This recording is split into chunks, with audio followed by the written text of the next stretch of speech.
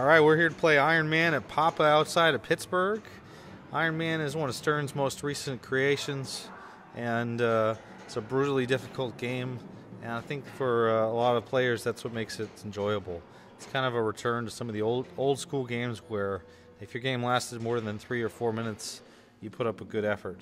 We're going to take you through some of the features in Iron Man, some of the goals, and we'll see how far we can get through the game. One of the biggest goals is to try and complete the 5 objectives in the center of the playfield: the Iron Man objective, the War Machine, Whiplash multi-balls, the drones, which is basically progress towards War Machine, and the Ironmonger multi-ball. So if you can complete all 5 of those tests, you get a chance to play Do or Die, which is a 50 million hurry-up on a game where 12 million is a replay and 30 million is a great score.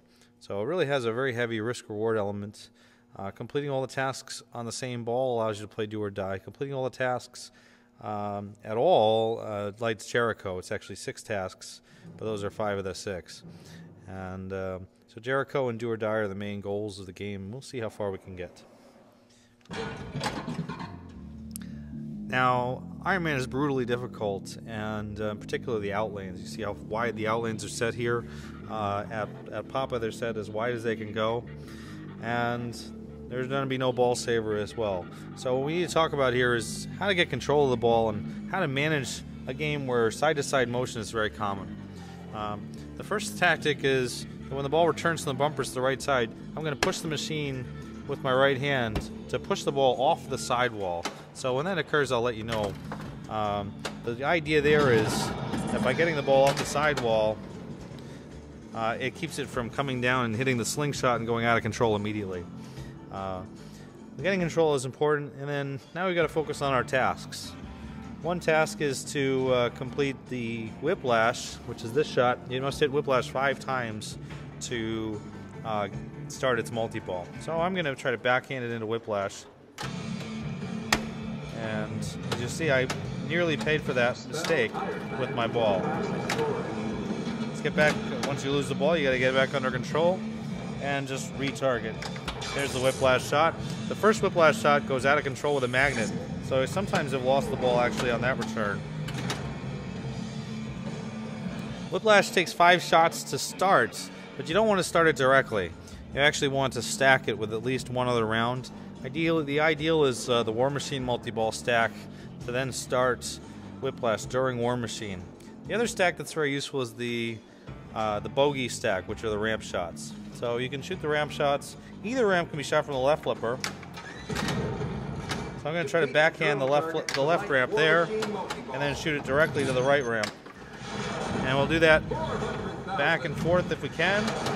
And I'm going to try again not to start this round. I got 3 out of the 5 shots there. There's 4, but I do not want that 5th shot. Now I have control again.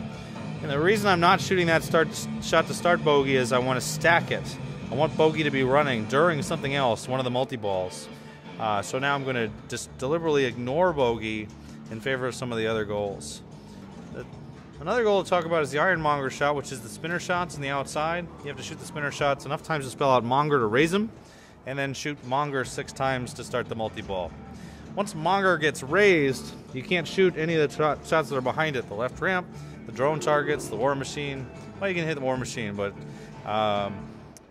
that left ramp is kind of out of play once Mongor comes up. This is also a good opportunity to talk about the loop pass. And bam, and you see there, that was me bopping the machine. I'm going to do a loop pass, which is a long shot around and then dropping the flipper like a drop catch when it approaches.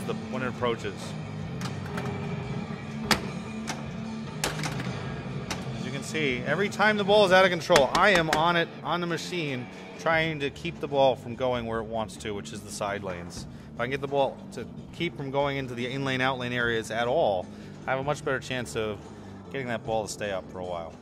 Mongor also disables Whiplash, so I'm actually going to try to shoot Whiplash a couple more times to make progress. You'll notice that I'm deliberately trying not to start anything because I want to start all of these things on the same ball. And Whiplash, as you can tell from that situation, that was a good live catch to get control again. Whiplash sends the ball completely out of control, so you need to have both flippers down, be ready for the ball, was Whiplash going to send it back at you. And you could lose the ball out of Whiplash through no fault of your own. But you see there, if I hadn't lowered my flipper, and I still don't have control of this ball yet. If I hadn't lowered my flipper to get that second left flip in, I would have been hosed there. As it was, it worked out, but it was a very dangerous situation. And just something that really comes up all the time with the Whiplash or any game that returns the ball at speed. The fourth goal to concentrate on is the Ironman targets, and those red targets, I've hit most of them just randomly bouncing around. You can bank the ball off the Ironman targets into Whiplash, similar to the way it works in World Cup soccer. So I'm going to try that here. And I missed it way too far to the left. That was a little better, but still not what I was after. So now Whiplash multi-ball is ready, I believe. Okay, and I've started bogey. I'm going to try to start Whiplash immediately. Oh, okay, I miscounted Whiplash. I need one more shot to Whiplash. While bogey is running and time is running out. Now Whiplash has started. So my goal here is to shoot all shots which are running for bogey, and there'll be Whiplash jackpots too. So this kind of stack allows you to earn a lot more points in a quick order than you might otherwise. Now you still have to execute, of course, and so if I can't shoot anything, like I'm not able to, it seems. Yeah, whatever. One thing to watch out for here is commonly the War Machine shot will give an add-a-ball in these situations too. So you can use the add-a-ball to your advantage. Oh yeah! There's a Lazarus ball there, which happens more frequently than you might expect on Ironman. If you go back and watch it at ultra high speed, you'll notice the ball was below the flippers there, and now it's back. So that was Whiplash, and I kind of hosed myself just a little by playing Whiplash before anything else is really completed, especially the drone targets. It's going to be very difficult to get do or die out of this. But the next goal I'm going to try for is to get Mongor and Ironman running together, which is a nice stack. Ironman completed. Mark 4 completed. Ground assault drone. So here is Mongor completed, and oh no, fumble! Just a bad drain there, unfortunately. And so Mongor is complete. The settings on this particular Ironman are still set the way they were at Papa 13, which means I have to shoot the center spinner to bring up the Ironmonger in the first place. It's pretty difficult, but let's go ahead and do that. There's that tap out. I've also completed 4 out of the 6 marks, so if I can get Mongor and War Machine at some point during this game, I will get to Jericho. So there's the Mongor shot, raises Mongor.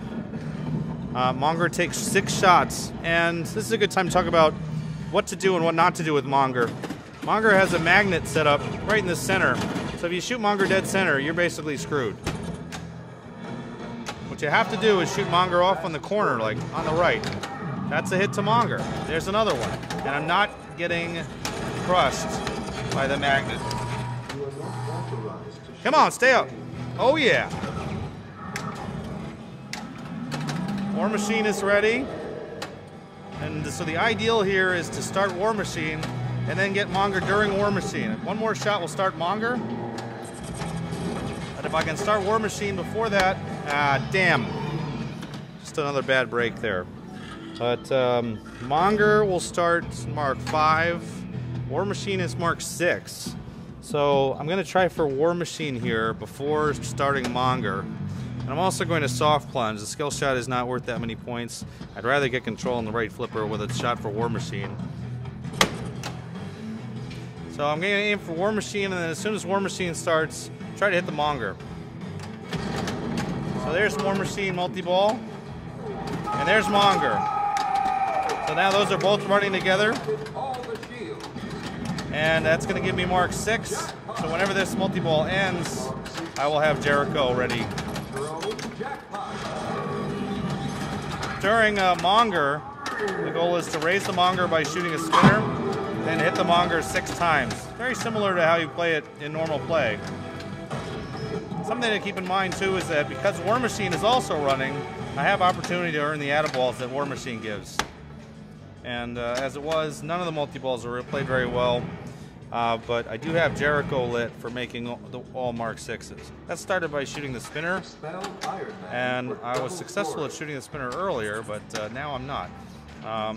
One thing is, when you have shots that are high value, like starting Jericho or completing Do or Die, one trick is to just try to forget about how important the shot is points-wise and just think, all right, I just need 3 more shots to Ironmonger, and I'll be able to start Jericho. And instantly that shot becomes easier. Not that it'll definitely happen, but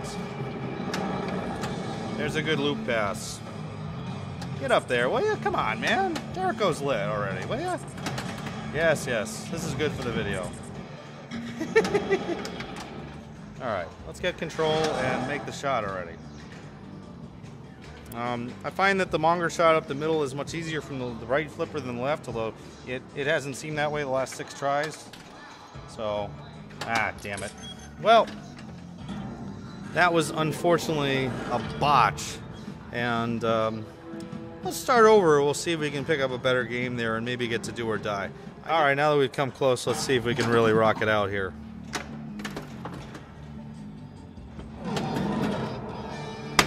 Again, right off the bat, you just have to be ready for the ball and be willing to bump the corner of the machine there to save it.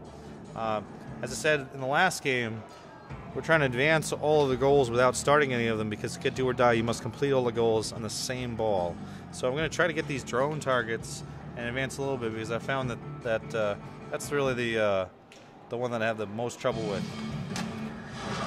The backhand the right ramp, though, wow, that's a rarity. But you see that backhand was much safer than if I shot that same shot from the left flipper. There's a very high tendency to drain either down the middle or down the left. From the backhand, it's much safer. So the same is true for the Whiplash to a lesser extent. The Whiplash is a much tougher backhand. It can be done, but I find that, well, at least on this one, I haven't been able to pull it off yet. So backhand, the regular shot into the Whiplash is advised in that case. And just be ready with the Whiplash return, because the Whiplash return can go anywhere. It looks safe, but the Whiplash return, even on that first shot, could go anywhere. After the first shot, the Whiplash return is crazy. And you're just kind of hoping that nothing bad happens to you off of that.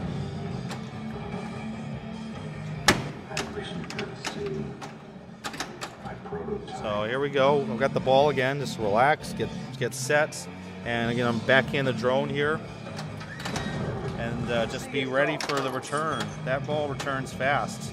Don't forget about the in lanes and out lanes in this game. They are controlled by the player, and you get a reward, a multiplier, and a bonus award lit at War Machine for completing them all. So definitely worth getting. And this also adds one of the marks. So don't ignore that. If you ignore that, you're ignoring points. Almost done with the drones. That's good. Let's concentrate on Whiplash and a little Mongor here. I kind of wish I could figure out how many more shots I need to get for Whiplash. At some point, the instant info in this game is pretty poor. It just basically tells you nothing of importance. Tells you, wow, my replay score, I do not care. And I want to know how many shots I need for Whiplash. I want to know how many I need for War Machine. So let's shoot Whiplash one more time. But I said in my last game, one thing some players have decided here that I think is pretty good advice is to get drones going and get War Machine going first, because you can complete Whiplash during War Machine multi-ball fairly easily. Backhanding drones is not too bad. I haven't lost the ball yet off that. Now Bogey is ready with one more shot. I think I have 2 more drones to get and 2 more Whiplashes to get. So it might be worth going for drones. I'm gonna try the Iron Man loop around first. If I can loop pass. Hey, that's a great loop pass. The greatest loop pass of all time, and one of the reasons why I tend not to use the loop pass in competition, because I am very bad at it. So now that you've seen how not to do a loop pass, let's get back in the game and get some other stuff going. spinners to battle the Ironmonger. Well, Mongor is ready up the center spinner. Check on control surfaces. Let's get death save going here. You are not authorized to shake the game. One warning death save. It's a nice smooth move. Move it left, move it right. Good stuff. Mongor's ready. Whiplash is almost ready. Iron Man, I still need 3 more target source. Let's go for that. Drone targets, I think I need 2 more drones.